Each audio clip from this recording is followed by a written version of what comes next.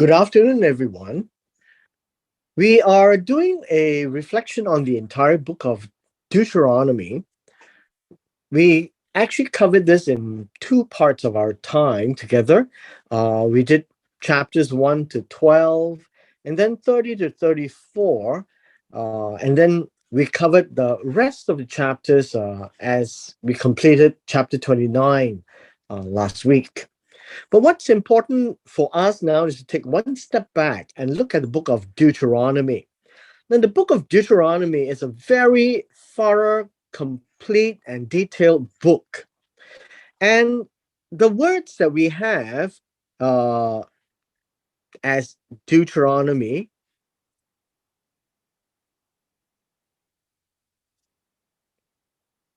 comes in two parts, actually. Deutero, as in the second. Nomi comes from the word nomos in the Greek. And so we get the meaning of the second law or the second giving of the law. Now, Deuteronomy is not the second giving of the law in the sense that it was given the second time, but it relates to everything that is comprised in the book of Numbers, Leviticus, and the last part of Exodus. And so the book of Deuteronomy is actually a summary or a reprise. What basically we are seeing in this book is that we now come to the eastern shore of the Jordan, and Moses is reviewing. So that's what we are looking at. The entire book of Deuteronomy is a review on this side of the Jordan in the wilderness. And this is important because they haven't entered into the promised land, and Moses is not allowed to go to the promised land. And now we have a group of Israelites that's being prepared to go into the promised land. As we began, we talked about the audience, and that's important. The audience comes in this way. In Exodus chapter 12, 13, 14, and 15, when they first came out of Egypt, there was the generation 20-year-old and above, the second generation below 20 that left Egypt. In Numbers chapter 13, those who were 20 and above refused to enter into the promised land. And so God said that they will die in the wilderness. And so that generation, called the first generation, died. The second generation, which was below 20 that came out of Egypt, grew up. And they had children in the wilderness. And that gives us the third generation of the Israelites.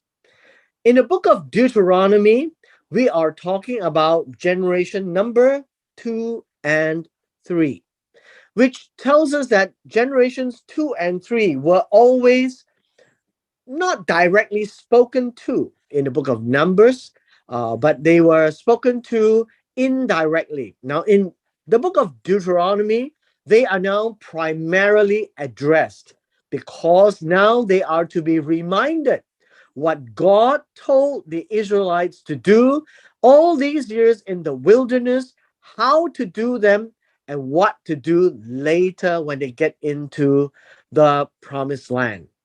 Now, the whole book of Deuteronomy is a recount, a restatement, a summary, a reprise, another way of telling the younger generation what to do that the early generation of the first generation had already learned in the wilderness. And so these are the words that is being spoken. And the first thing that Moses did was to relate to them on what happened on the eastern shore with regards to Sihon and with regards to Og, king of Bashan. Chapters 2 and 3 tells us that when they came to the southernmost part of the Jordan, that would be Edom, God says, you cannot take the land. They move further up north, which would be Moab. God says, you cannot take the land. And they move a bit further north to Ammon, and God says, you cannot take the land. And once they move past Ammon, that would be Sihon, and followed by Og. That would be the Amorites and Bashan.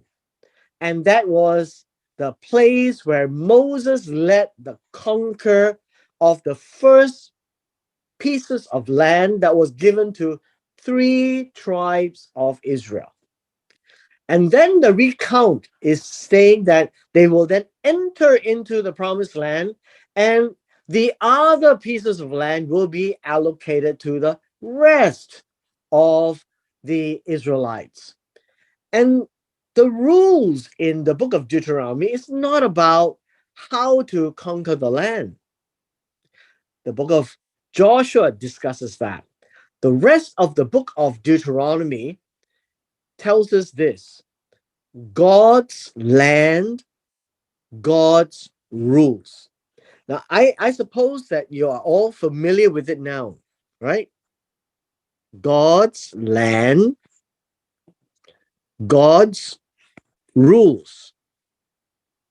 This is important. Why? Because these are the rules that God is giving to the generation number 2 and number 3, that when they go into the land, these rules are to be followed.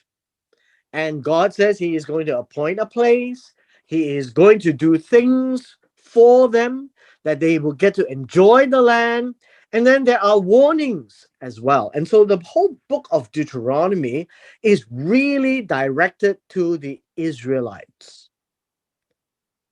Hence, there are ritual laws, there are statutes, there are feasts, there are things that they have to do when they are in the land.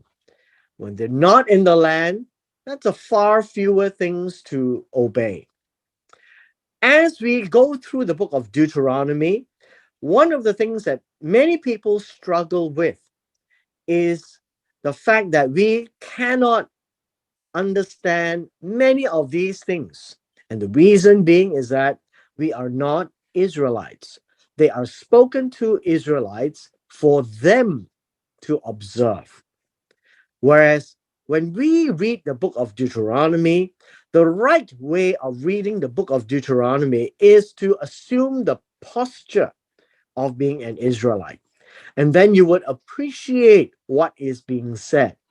But since we are all non-Israelites, the things that matter to us really are the principles where God left for them between man and man. What to do when they are with each other in their society. When it has to do with man and God, particularly the Israelites and God, they are very specific to Israel. And hence, we will find that we need to see God in the 34 chapters of the book of Deuteronomy, how He dealt with these generations number 2 and 3, and how to warn them, teach them, and let them know how God is going to be with them when they enter the land. This is a lengthy book. The, the Hebrew of the book is fairly straightforward, but it contains a lot of details with regards to Israel per se, of what to do in the land, God's rules. However, there are many parts of the book of Deuteronomy that has to do with principles of life, principles of living, principles of engagement between man, between fellow man, and with regards to how to deal with each other in a right and just manner, to reflect a true and just God. And so the book of Deuteronomy, being extensive, really isn't all that long after all. because when you take away all the ritual laws and the statutes specific to Israel, the rest of the book is actually fairly straightforward. For example, how to deal with prophets, how to deal with liars, how to deal with people who are cheating you, people who are hurting you, people who kill you. All of these are rules that God has given to the Israelites to deal with one another. And these principles are timeless for us today. Now, there isn't a whole lot that we need to pay attention to, except for those parts that deal with man and man. When people steal from you, when you kill someone, when there is uh, uh, adultery, when people get married, when there is divorce, when a king comes about, when there are false prophets, when there are distractions from following God, like fortune telling, like all these geomancy, and the dealing with those of the dead. These are activities that the Canaanites would do to actually focus on the so-called spiritual side of things, and they forget who God is. And these are the things that God wants the Israelites to continuously remember, that the land belongs to God, that they are just to follow what God says and not follow what the people of the land do. And hence, God made sure that they do not follow after other gods, no idolatry, no marrying the local folks, such that they might go away from God. Now, all these are instructions given to the Israelites when they are in the land. And they eventually get into the land in the next book, the book of Joshua. At this point in time, I want to draw our attention to a couple of chapters.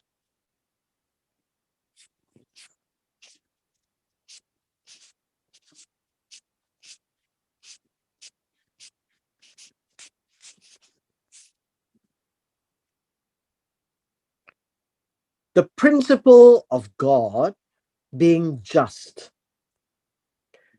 We read in chapter 2 how Israel rebelled and not want to go into the promised land. And God, being very severe with them, immediately forbade them from going in. However, as time went on, the next generations, God showed immense patience, thereby showing us that the first generation of people like Moses, Aaron, Miriam, the 20-year-old and above Israelites, those who saw God at Mount Sinai, those who crossed the Red Sea, those who had manna and water from the rock, those who saw 10 miracles, the moment they refused to support what God says, God abandoned them and refused to give them the promised land. God is severe to these people because they have seen God. In the later generations, they haven't seen God, and God is more patient with them, thereby giving us the rule of justice, that it is only fair that God deals severely with those who had close encounters with God, and those later down the road who doesn't have close encounters with God are given more leeway, are given more patience, that God strives with them a lot longer because they have never had the opportunity to see God and to observe all that he had done.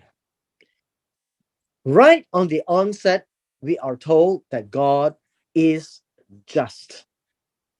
And so we read this: Your little ones and your children, whom you say will be victims, who today have no knowledge of good and evil, they shall go in there, and I will give it to them, and they shall possess it. Now, all of these really tells us of the generation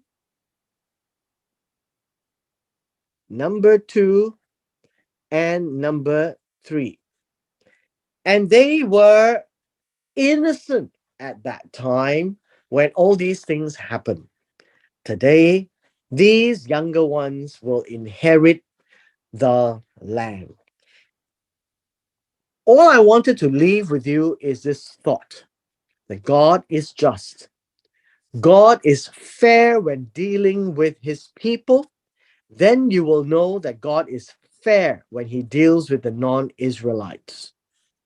And that is a character of God that leads us all the way to chapter 34.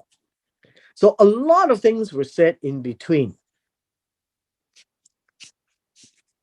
recounting the desert years, recounting how King Sihon was defeated, how King Og was defeated, and then the land east of the Jordan was divided. And then Moses forbidden to enter the land. This was the most severe judgment by God. Again, refer back to what I just said. When the Israelites could see God and experience God firsthand, God is absolutely severe in judging them. Same with Moses. All Moses did wrong was to strike the rock twice. The second time, when God told him to speak to the rock. And we may think that God is so severe, but understand this, God is just. Moses had even more encounters with God on Mount Sinai, and he saw God, he spoke to God, God spoke to him, he received the law, and he received it the second time.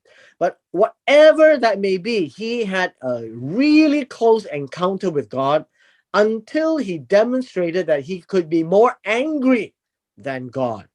And thereby he was punished, not allowed to enter into the promised land. That is justice. God is just. And so God cannot treat the next generations the same way as he treated the first generation. Moses requires obedience from the Israelites. God's land, God's rules, and everything that is discussed between chapters 4 onwards, all the way to chapter 30, you will find that God is telling them what to do. And just like a parent telling the children what to do, God expects the children of Israel to do exactly as he says. Just like a parent will expect the child to do exactly what they say. And so all these words were written down so that Israel will be obedient. It's written down so that Israel will be faithful. Now we find that in many occasions in the book of Deuteronomy, there are recounts of what has happened. For example, crossing the Red Sea in the wilderness, and down in chapter 4 with Baal of Peor, we find that these are the people who had experiences with Balaam and had gone away from God, and many people died. And so let me pause to explain this event that is how God is teaching the children of Israel. God continuously remind Israel of what had happened, like the plagues in in Egypt, the crossing of the Red Sea, what happened in the wilderness, what happened with Balaam, what happened in all the encounters with their enemies. Why? God never ever did the same things again, but always reminded the Israelites to teach their children all that had happened in the past, that God is faithful. God promised to Abraham, to Isaac, and to Jacob, and now they are about to receive the promised land. And so everything that is being referred to in the past is to show us that God is faithful. Because after they received the land, there wasn't much engagement with God anymore. But they are continuously reminded to tell the children of Israel what had happened in the past. And so down the road, when the children of Israel only heard from other forefathers, they are treated with much more leniency than this first generation who died in the wilderness. Idolatry is repeated. Cities of refuge were defined. There are six cities of refuge, three in the west and three in the east, thereby telling us that God is just. That even when a person accidentally kills another, that person is never a free man. He will still be incarcerated, but because he killed uh, in in a um, in a way where it's not intentional, then he only needs to be incarcerated in the cities of refuge. As God's laws and directions and instructions were given again or reviewed again, we begin from Exodus chapter 19 and 20 as a recount from chapter 5 onwards. And so I would leave all these words to you to remind us that chapter 5 is crucial. It equates to chapter 19 in the book of Exodus because this was the place where they heard the voice from the midst of the darkness. And I've shown you that darkness represents the presence of God, while the mountain was burning with fire. And all of these is about hearing God's voice from the midst of the fire. They had a personal encounter with God, and they are held to a much higher expectation of God. And so I've repeated this a number of times so that we are fully aware that God's judgment is severe when one has more direct knowledge of God versus the later generations when they heard the traditions passed down to them.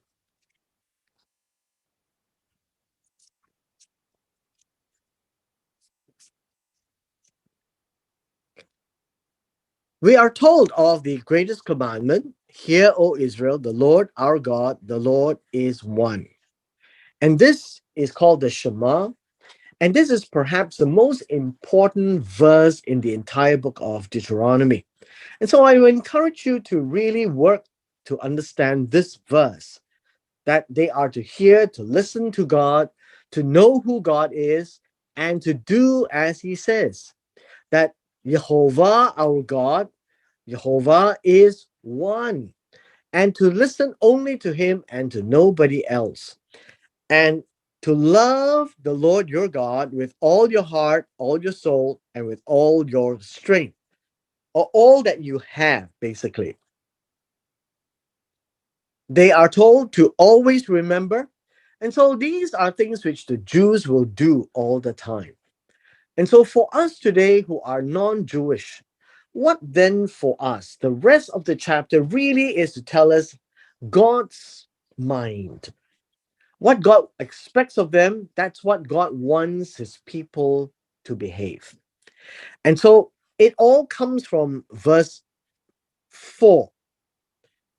Hear, O Israel, the Lord our God, the Lord is one, being the greatest of all commands.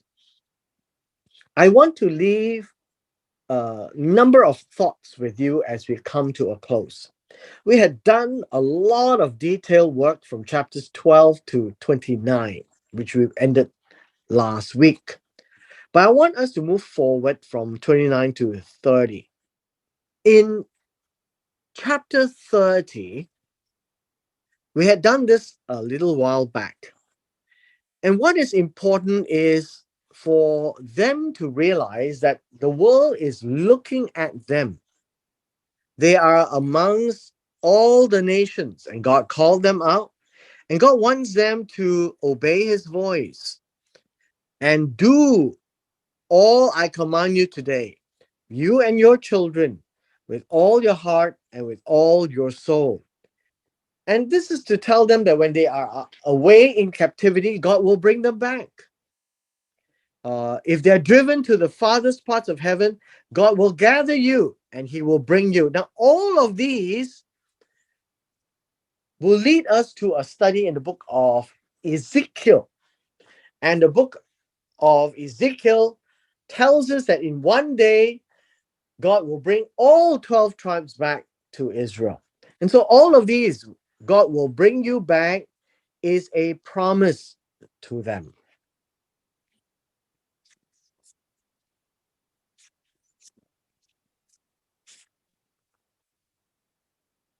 These are the important words that I want all of us to remember. God says, I've set before you today life, good, death, evil. You find that life and death, good and evil, these are in two pairs, right? In two pairs. Life, death, good, evil. And thereby, this is what choices are before us in life. God wants us to choose life. So in verse 19, I have set before you life and death, blessing and cursing. It says here, therefore choose life that both you and your descendants may live. And so the book of Deuteronomy, as in the rest of the Hebrew Bible, tells us about living. It hardly tells us about dying. And how we live will then ascribe to God the just judgment that will befall his people. And so choose life. Do not choose death. Choose to live and choose to live well.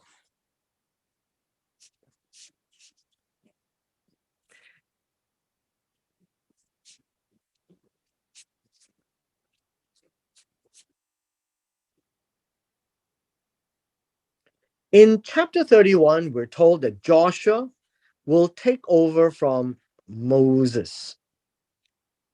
And these words are given. The Lord will give them over you, that you may do according to them every commandment which I've commanded you. Be strong and of good cheer. Do not be afraid of them. For the Lord your God, he is one who goes with you. He will not leave you nor forsake you as long as they obey God. And so the whole crux of the whole book of Deuteronomy is God will bless you if you obey him. And so, in our way of life, looking at a non Jewish standpoint, when we do what God tells us to do in terms of the principles to do work, live life right, then God will bless. And these are principles that he has left. Chapter 32, the Song of Moses gives us these words: ascribe greatness to our God, the rock. His work is perfect, for all his ways are just. They are justice, they are fair.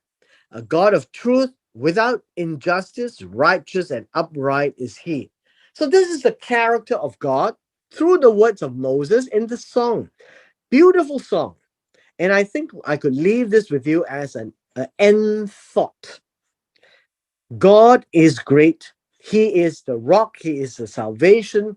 What he does is complete, and all his judgments are just.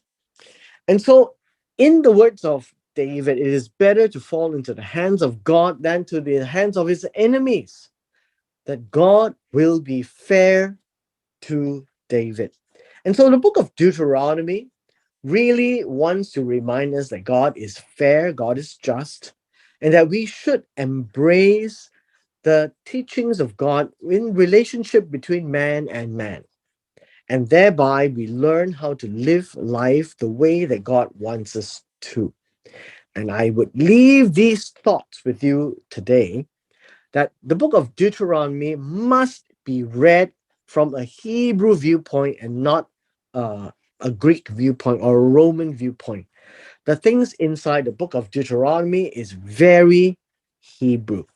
And so let us then look at the chapters again when we have time and to revise them, to really seek God from a Hebrew perspective. And with this, we will come to the end of our reflection on the book of Deuteronomy.